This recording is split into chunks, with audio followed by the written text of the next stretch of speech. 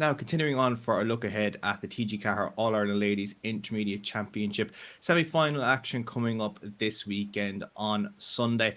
But in Longford, it is the meeting of Antrim and Clare at 2 o'clock in one of the first games, second throwing in at 4 o'clock. And I'm delighted to be joined by one of the Antrim players who maybe just be starting the weekend. We won't pick the team just yet, but I'm delighted to be joined by Antrim defender Ciara Brown. And Ciara, I suppose looking at Antrim, you guys have been the fairy tale story of the intermediate grade this year. What was the expectations like amongst the core group of the squad heading into 2023, knowing that you were going to be jumping up the grade from junior level? Yeah, so our main goal this year was to get out of Division 4 for the league. So that was our main push. We were looking to get out of there because we didn't feel like we should be playing in there for a very long time. But after that, when we progressed through the championship and stuff, it was more of we've nothing to lose. So we push through with nothing to lose, get as far as we can. But I think we'll have overcome everybody's expectations at the minute of where we're standing going into the All Ireland semi-final here.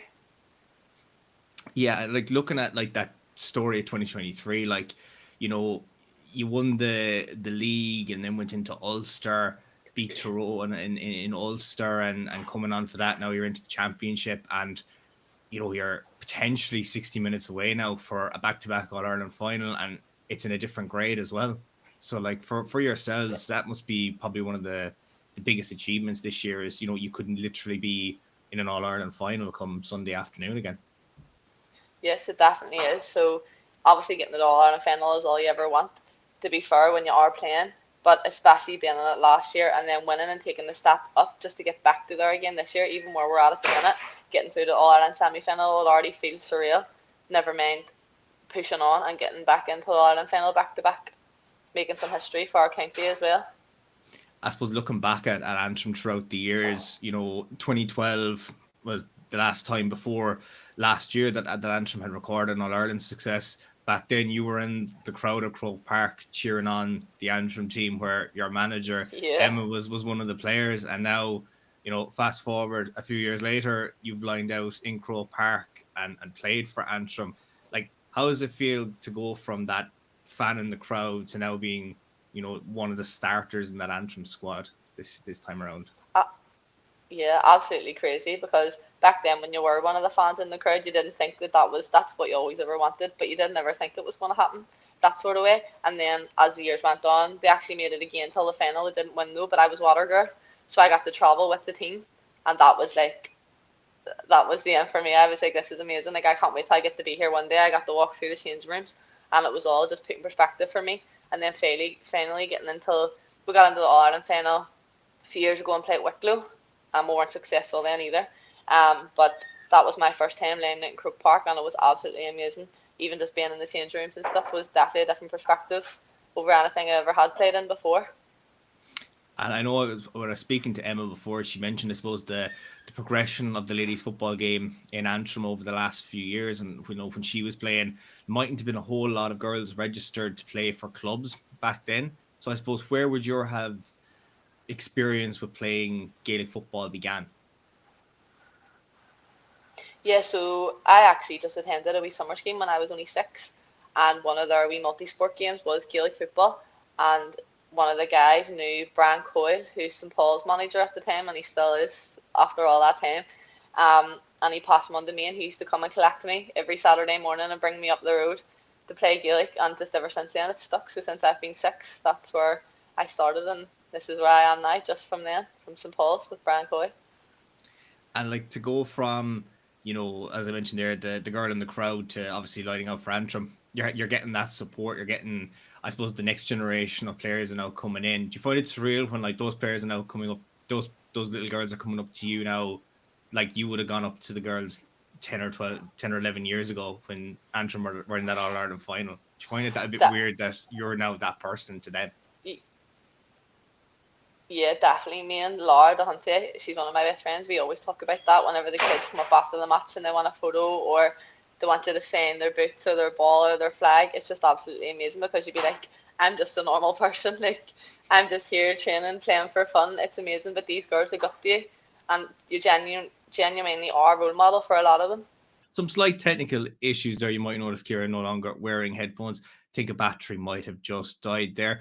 But a question I was just about to ask you is, you see there's a lot of stuff there now with players who say that, the commitments to travel across the country and line out and play Gaelic football and try and train, balancing that work life commitments along with trying to play the Gaelic football. It's a fairly tough slog. So how do you manage to balance everything to line out and play for Antrim week by week?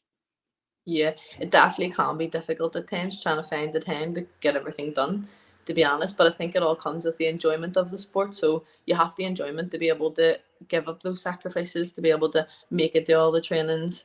And without that enjoyment, I feel like it would be very hard. But because we push on, we win our matches, the things you get from it are a lot better than what you have to give up to get it, if you get where I'm coming from. So it is very difficult. And I just had a new wee baby there recently, just a year ago, and trying to balance that at the start was very hard. But now, him being able to see everything we overcome and stuff is just worth it all in the end.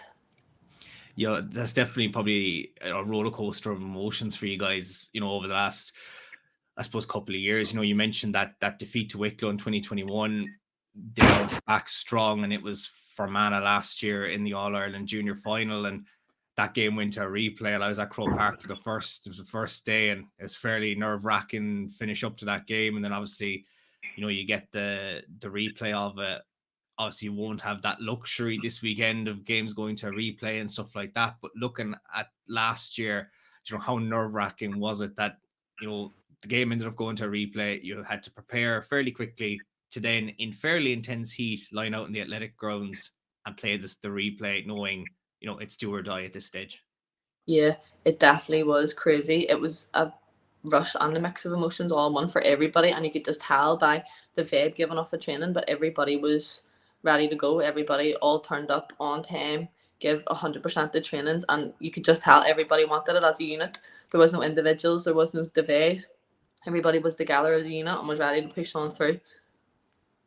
And would you say that is kind of the ethos in the squad, that each player is backing the other person? You're fighting for your places in the squad. Trainings are fairly tough, and you want to make it tough for any team that you come up against. And Clare this weekend, who've been intermediate for a good few years, have been in All-Ireland finals before at this grade, that you won't make it a fair easy game for them.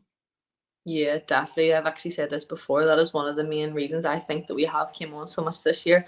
Over the last few years, we've been building this panel, and the friendships the girls have made has kind of got rid of any cliques. So there is no wee splits, wee divides, people not liking each other, people not getting on. Everybody's unit. Everybody wants to be there for each other, and we all have the same goal.